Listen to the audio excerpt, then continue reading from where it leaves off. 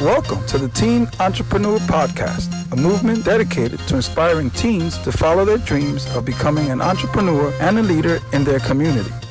Let's welcome our hosts, Naomi and Cassie.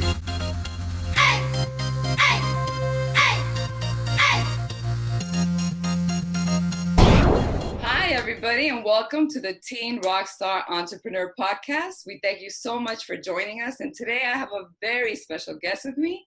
It is Drayson Little. Hey, Drayson, how are you doing? Hey, I'm doing great. Thanks for having me on your podcast. Oh, I'm so glad to have you here. So I usually give an introduction, but let me have you introduce yourself and tell everybody what is it that you do. Awesome.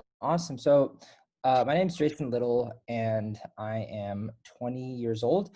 I started my entrepreneurship when I was 18, actually a little bit earlier, but my actual big success was around 18 to 19 years old.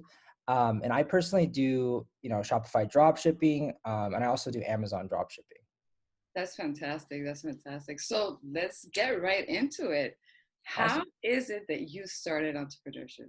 How did you start your journey? So I started when I was really young, actually. I was around like 12 or 13 years old. I don't remember specifically.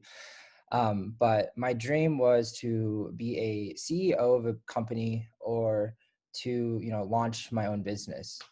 So either be a CEO of someone else's company or be the owner and the CEO of my own. So when I was really young, I was just brainstorming ideas. I always wanted to invent stuff, right? I was thinking of like, oh, let me invent this. Maybe this is going to solve a problem.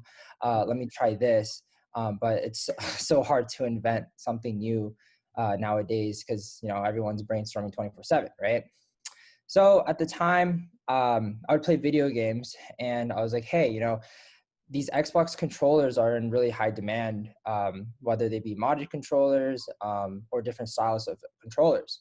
So at the time, what I would do is my classmate and we would take apart Xbox controllers, right? And then we would create a design. So whether it be spray painting or create a drawing, like a unique drawing. And at the time, there was only two colors. There's either a white controller or a black controller. Right. So if you were able to have like another unique color, and you can increase the price by like $20. So you'd buy it for $55 and you'd sell it for like $75. So that was like my first, I guess, start of entrepreneurship. And my journey continued through like middle school to high school. I wanted to start like my Shopify store, but I just didn't know how to, put all the pieces together. And it was super confusing because it's, going into a business is like learning a new language. It takes time and, patience. And I guess I didn't have that as a 15, 16, 17-year-old. And I just really went back to school, right? And then my junior year of high school, I reached out to my dad and I said, hey, I'm stuck at boarding school. What are ways for me to generate an extra source of income? So he told me about this affiliate marketing program and I got involved and I started learning how to talk to people, how to do sales, because at the time I was at boarding school. So I was sort of isolated with the world since it was a military boarding school, right? So I did affiliate marketing. I had some results, but since I put so much time into it, I didn't really balance my time, didn't know how to do that either. My grades started to go down. So my mom was like, hey, like, what are you doing? Are you playing video games? Like your grades are going down. So I was like, damn, like I have to stop this business and I'll probably resume once I graduate high school. Right. So then in college, my sophomore year of college, after my tonsil surgery, I was just stuck in my room for weeks because you can't really do anything after you get surgery in your tonsils because the tissue and everything is super weak and you don't want to risk rupturing a vein or, the scar, like create a scar. So I got a ton of ads from people, gurus or whatever you want to call them. And I was like, hey, let me just try Shopify dropshipping. Like it's a pretty cool business model and I have nothing to lose. I'm just stuck in my room, right? So at the time I had like $250 in my bank account And to start my business, I had to reach out to like my girlfriend, I had to reach out to my mom and be like, hey, you know, I think I have something, like I want to try it out. Can I borrow like $300? Can I borrow $500? Like, can I please use your credit card just for this? And that sort of like started to build momentum. And I was like, oh, you know, this is cool. Got more exposure to Shopify dropshipping and like how the whole platform works. And after that, I was getting results. My first product was a iPhone store, and I was getting results, but I was never really profitable. Like I was getting sales, but I wasn't profitable. So I was like, you know what, like I need to really focus on like, how do I become profitable? Like, what do I have to do? And that came with, you know, connecting with people and learning from them, and investing into mentorships, investing into courses to try to learn more than what you know, because that's how you succeed, is you keep on learning, right? Absolutely, absolutely. But I want to break it down a little bit because you said a lot of important stuff. So one thing is you immediately, you know, you had a great idea, starting with the first thing. And that's the whole thing of entrepreneurship. You said you couldn't find something, but you did, because you actually thought of a creative way to offer a product to someone else just by painting these controllers. So Exactly. that was fantastic. So then when you got into now drop shipping, when you realized you had a problem, the biggest challenge that you encountered was what? Was it that you weren't profitable, or was it that you weren't making enough connections, or was it the product? What did you realize was the problem that you needed to change in order to become profitable? So at the time, it was mainly just lack of knowledge. The product was actually like, it was a phenomenal product. It was actually like a multifunctional iPhone case targeted towards women. So they're like marble cases, like really nice, appealing iPhone cases. And at the time, pop sockets were huge. Yeah. And I think there are huge, but not as huge as before. Like you don't really see a lot of people buy them or wear them anymore. But at the time, pop sockets were huge. So this was an iPhone case that had like a little band around it where you can put your finger through and hold your phone. And then it also had a little clip where you can put it on a table and watch YouTube so it doesn't fall down. Right. So at the time, it was just the lack of knowledge. If I knew what I knew today, you know, I could definitely, you know, take that product off, because one, I was using a terrible ad video. Like I had no idea what I was doing. Two, my store was like, okay, like it wasn't that appealing because I didn't know how to build stores at the time. And so the main issue was just the lack of knowledge. I was just going, but I just never had time to slow down, look like what's going on, and learn stuff I didn't know. Yeah. Right? I know. Yeah. You mentioned time management a lot. Is that something that you had to learn also in the process? Yeah. So time management is super important, right? Like you have to like put your time into specific spots at certain times. And it's really hard to be productive and like successful if you cannot manage your time. So To fix it. Yeah. yeah. So what I did was I would spend, you know, a few hours a day doing my business. I would just try to do it like at least 2 hours, like any time of the day, whether it be during my breaks at school, like in the library, I would work on my business, or when I came home, or like 2 hours before I went to bed.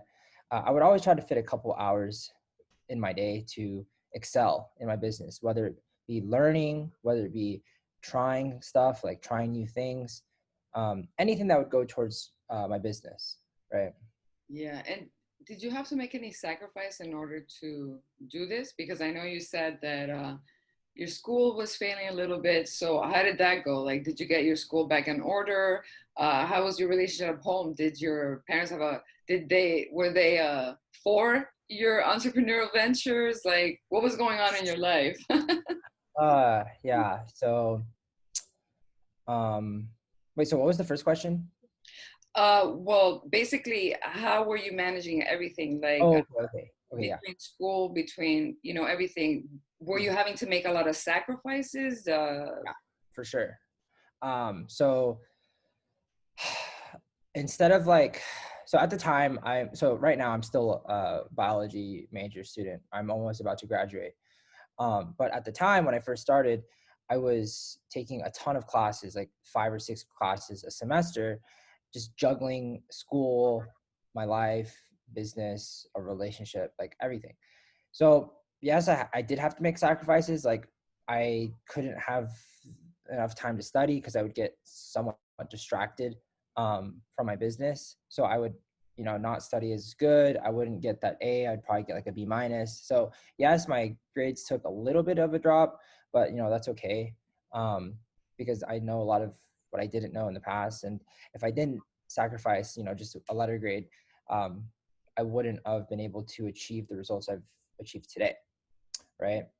And in regards to what's going on at home, I guess like my parents, like my mom and my stepdad at home, they weren't really like for business, because I guess it's a lot more riskier than going into the medical route, because if you're a doctor, you can pretty much work anywhere, Exactly. and make a minimum of 6 figures, like 100,000 minimum guaranteed, no matter what, unless you lose your license for doing like stupid stuff, but you're Exactly. guaranteed a source of income. So that was their explanation. They didn't want that risk, um, you know, so I just had to try to like avoid, like I just kept doing it and doing it, and just said, whatever, like, I'm just going to keep doing it. Like, I don't care what they say. Um, I know a lot of people that get results that are doing great at what they do, whether it be Shopify drop shipping, whether it be credit repair, whether it be any sort of entrepreneurship, and they're doing great. Might as well spend the extra years, a couple years mastering a skill and being successful with it, rather than, working a 9 to 5 for the rest of my life. Right, exactly. So when you were going through the challenges, like what would keep you going? What would keep you motivated? Because I'm sure you faced a lot of challenges, and you're young, and within the studies, and dealing with relationships and all that. It had to be stressful. Mm. It had to be challenging. How did you deal with your challenges? So there's like two main things that kept me going. One was to prove my mom wrong, like 100%. I just wanted to prove her wrong and just make a point and be like, hey, like, this is my results. Like, you can stop talking bad about what I do, or stop talking negative, or just think it's all a scam or whatever. And I said, boom, here are the facts. Like, look, like, you can't do anything. Like, I make more money, or like at the time, like more money than if I were to, after like 12 years of school and my first year of being a doctor, I made more money in college being a full-time student. Like, that's just insane. Like, I don't know any other 20, 21, 18, 19-year-olds who can generate 6 figures while in school. Like, never seen before, unless, you're of one out of, a couple million. Yeah, Yeah. absolutely. And the other thing that really pushed me was just having nice things. Like, I like having nice things. I was raised with a silver spoon. My mom pretty much put me in private school since I was preschool. And to maintain a wealthy lifestyle, or like a nice lifestyle, you must work hard and have income. So that is something that I really wanted to push, and be like, hey, like, to really live a nice life, and to have a nice house, and to drive a nice car, and to, not worry about, hey, like, let's go out to eat, let's buy this. You have to have money, right? Yes. And money is huge. For some people, money is not happiness, but for me, like, it solves a lot of problems. You don't have to worry about health insurance. You don't have to worry about your house payment. You don't have to worry about your water going off in the middle of the night because you didn't pay your bills. You don't have to worry about all this other stuff. And, that's another reason why I kept pushing. Yeah, well, money's not everything, in the sense that if you're an unhappy person, if Yeah. you're not happy in your relationships, if you're not happy in life, then money's not going to make you happy. But in the other sense, money is what allows us to have the freedom that we want. So if we want to have a certain quality lifestyle, then we need money in our lives. That's the way it is. And a lot of people, and I like that you mentioned this, because, I hear a lot of people, they want nice things, they see other people's lives and they want these things, and they gloat, but they're not willing to do what you said. They're not willing to do the hard work. And that's why I asked you about sacrifices, because, I'm sure that you, being young, you could have been doing what a lot of kids are doing in school, like partying, going Oh out. yeah, for sure. 100%. Yeah, Exactly. 100%. Right. Like I rushed a fraternity my freshman year of college, and literally after I joined, like I didn't go to anything. Like I was like non-existent. Like I disappeared. I was just doing my business stuff and focusing on myself. And that's just something that most people don't want to do. You know, they don't want to sacrifice things to, you know, level up. They just want to stay the same level and be comfortable, and comfort kills, right? So um Absolutely.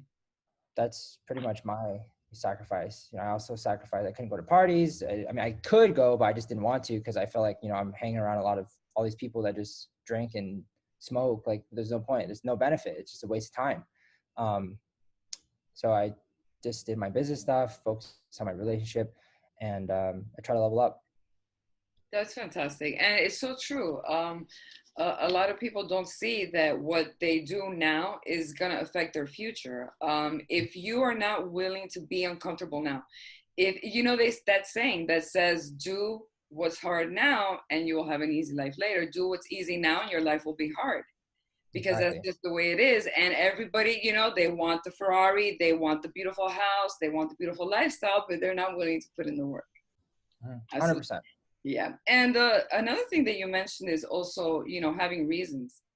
Even if it's what you consider a silly reason, although I don't think it's a silly reason, but saying, you know what, I'm going to show my family that I can do this, that I am able, that this is what I want to do and I love, you know, because a lot of young kids are put in a similar position as you are. And this is what I want any teenager that's out there to hear. Sometimes, you know, you're this example, but I hear it a lot. You know, I have friends that their entire family is a chiropractor and they want their kid to be a chiropractor, and their kid doesn't want to be a chiropractor. And so they get stuck in that situation where they're, okay, well, I feel like I'm being selfish because I'm thinking of me instead of thinking of my family, who's, you know, paying for my school, who's doing this and doing that.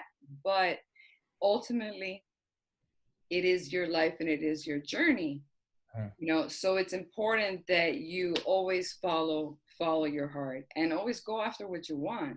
Yep. So where are you now? What are you doing? Because I know you're up to very interesting things. What is your latest project? So recently I've been working on a video agency. So what we do is we create viral videos for those who want to start Shopify dropshipping, because if you want to promote a product or a service, you must have content. And videos are pretty much like 1,000 pictures, right? And pictures are 1,000 words. So videos are like, they convert really well, right? Absolutely. So I have a video team in the Philippines that edits all my videos and puts it all together. So for people to start their dropshipping business. And I'm also working on my course. I have to update like a few other videos, and I'm working on a free course to provide value, to teach people any age of how to flip and sell stuff on like Poshmark, OfferUp, Mercari, Facebook Marketplace, eBay, anything that, you know, can generate an extra source of income without them actually spending hours and hours and hours and hours and hours from their real life. Wow, that's fantastic. That's such a great idea. And Mm-hmm. actually, that would be fantastic for young people, yeah, that Yeah. want to start, yeah, that want to start entrepreneurship, but they don't, like you said initially, because look at how you started. You were like, well, I don't have a product. I don't know what I want to do, but you didn't give up. You started somewhere because, you know, sometimes we have a dream and we don't see the steps. And so we get discouraged and we stop. Yeah. But you know, exactly, but it's just having faith in that you have a goal and then taking that first step and hoping that when you take that next step, that there will be that step there for you to take, you know. So that's fantastic. So how are you putting this together? Because that's also very interesting to me too when it comes to the video. How did you start to how did you come up with this concept? So I tried the business model myself, and I know a lot of other people who do this business model. Some people actually live full time on this business model, right? Yeah. So they sell stuff on Facebook Marketplace. It's basically like I think it's called wholesale arbitrage. Basically, you have a product and you mark it up. So if a product costs you $20 from Target, you would sell it for $27 or $25 and just take the difference. Because the price of a product, it's like what, like you can sell a coffee cup for $2 and someone can be like, oh, like I want that coffee cup for $2. But you can also sell the same coffee cup to someone else that's like, I love it, for $9. So like the price of the product is just depending on the person who's buying it, right? As long as it's not super like unreasonable, like you're selling it for $300, then that's different. But when you mark it up a little bit, people don't notice. Like people don't do the research and be like, oh, hey, maybe I can find it on Amazon. Maybe I can find it in my local store. They don't do the research because people buy on impulse. Exactly. So yeah. That's so true. That is so true. And as far as the video goes, did you see the need because you yourself were creating videos to market, and so you thought, let me just go into this? So it was a non-competitive business model. There's not a lot of people who offer the service. So entering the business model is like low competition. So, we thought like, hey, we have a team of video editors who edit our videos. What if we are able to expand and grow our team and be able to have a bigger team and monetize that and have them edit other people's videos? And, we don't do anything. We just pay them for their service. That's Right. beautiful. So, and I want people to hear this, so because it's fantastic. So you just took the resources you had. You had these people already. So what did you reach out to them and say, hey, I'm thinking of doing this. Are you willing to take more work? Is that how it worked out? Yeah. Yeah. So my original video editor, it was only actually one person. He's actually in the Philippines. He's like 16 or 15. He's really young, right? And he edits all of our videos and gets them in a timely manner, right? And his dream is to come to the US and to meet Taylor Swift. Oh So my that's God, his that's dream. awesome. So that's his dream. And he wants to work. So I guess that's his form of entrepreneurship, is he was able to learn a skill, which is edit videos. And now he's selling his service to people in the US, Canada, out of the Philippines who, have a little bit more money. And he is making money through that while being a full-time student, right? So then I was like, hey, I see something, let's try to start a business where we're able to expand and help other people create videos, right? So I was like, hey, let's find some people. So he reached out to another person. I went on onlinejobs.ph, which offers a ton of people, like very high skilled workers from the Philippines, very low cost. Some people charge $2 an hour because Yeah, their currency is different. $3 an hour. So, instead of hiring someone in the US, you pay like $100 a video because it takes 2 hours of their time. So they're going to be, hey, I'm going to charge $50 an hour. You exactly. can go out to the Philippines and outsource your work, build a team over there. And, your cost is not as expensive as if you were to build it in your own country. Right.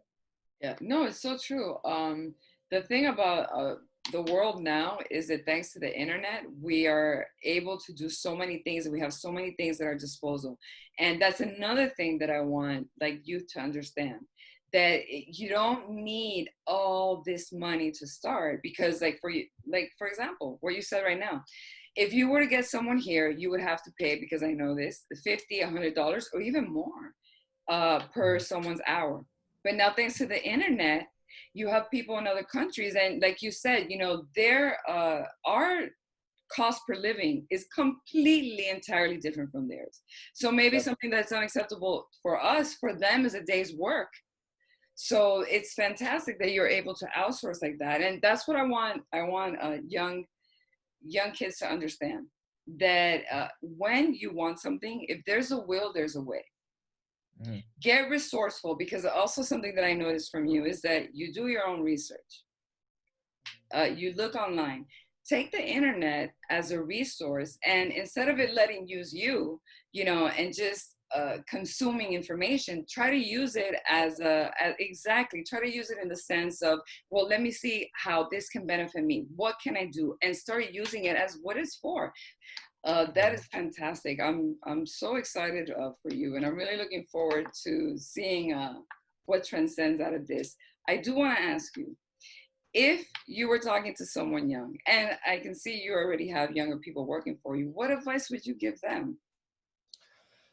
So a huge advice that I probably would have done when I was like 16, what you should do is break down what you do every single day. Break down, say, hey, this is what I do. I'm on my phone for 5 hours. I'm on Instagram for 4 hours. And you start to realize like you waste a lot of time doing nothing, like literally nothing. Like Facebook, Snapchat, Twitter, all those platforms are programmed by people who are connected with people who know a ton of psychology, who make you stay on their platforms for hours and hours and hours without even noticing that you spend hours on your phone for doing nothing, right?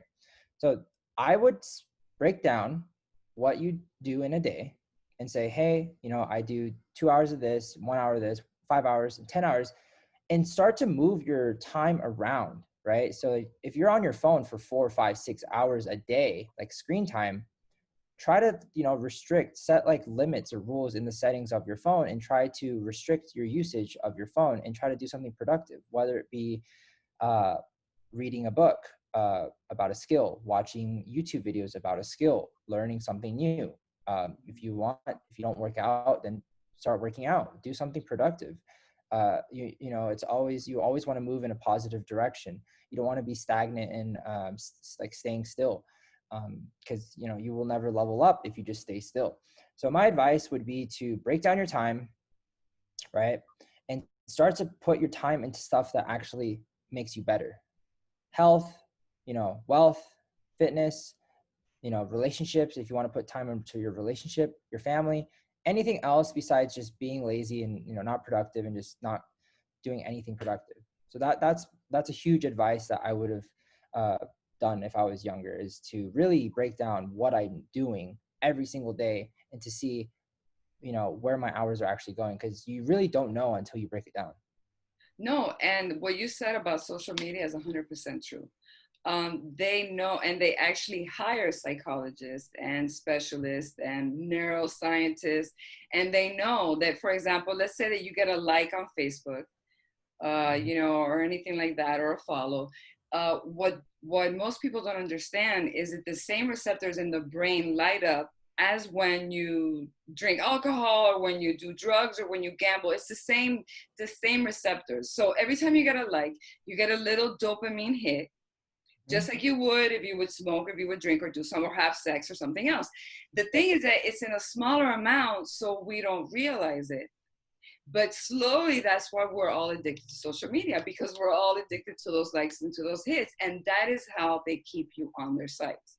Yep. But what I want to point out also is that there's a lot of depression and anxiety going on with youth. And what I've noticed is that since I've been talking to young entrepreneurs, they have a different attitude and mindset. And what I'm realizing is that when you use time management correctly, and when you start using, whether it's social media or, like you said, doing things that are going to help you progress or better yourself, it's also going to better your mood. It's also going to better your psychology and your relationships. Yeah.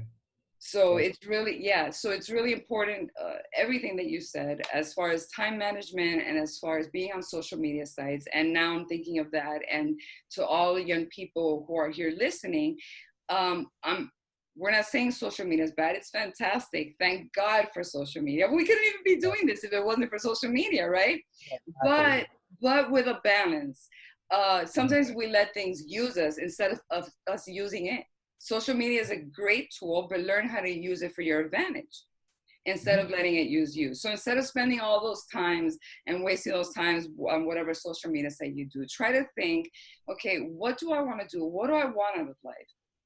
How can I get it? Let me write it down, and let's start to create some steps, some goals, and slowly meet them. As you see, Drayson started, and his first couple of ventures were a little rocky. But the whole point is not to give up, to continue, and to stay active and productive and focused. That's 100%. fantastic advice, Drayson. So what is next for you? What are you thinking now?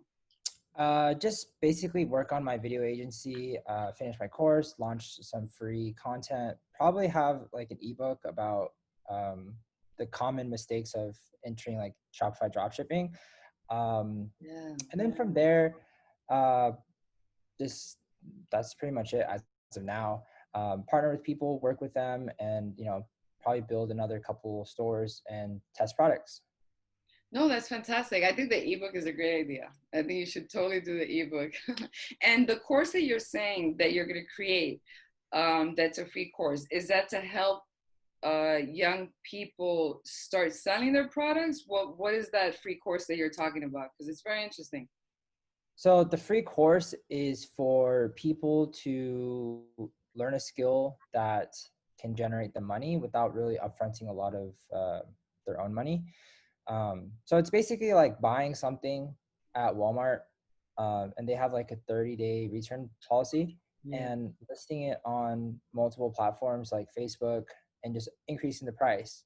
If you're selling a $200 product, if you increase it by 30, $40, people don't really specify and look and realize that, hey, this is actually cheaper than $240. It's actually $200 because it's just a little difference. So what people can do is they learn this skill and they're able to passively generate some extra income and put it wherever they want. If they want to put it into their business venture, they can. If they want to put it into their bank to spend more money on stuff, they can. It's just a way for people of all ages to learn a skill and for you to monetize that skill and make some extra money. Wow, that's fantastic. That is a great idea. That's a great idea. And I wish you the best of success. And actually, I wouldn't mind getting back with you maybe in 1 or 2 seasons once you have, the webinar going, and once you've had your video shop on for a couple of months, and see how your venture's going. Awesome. Yeah, let's do it. Great. Fantastic. Thank you so much for being here, Drayson. And to everyone else, guys, I really appreciate your support. And we hope to see you again. And until the next time, remember, be legendary. Everybody, goodbye. Bye.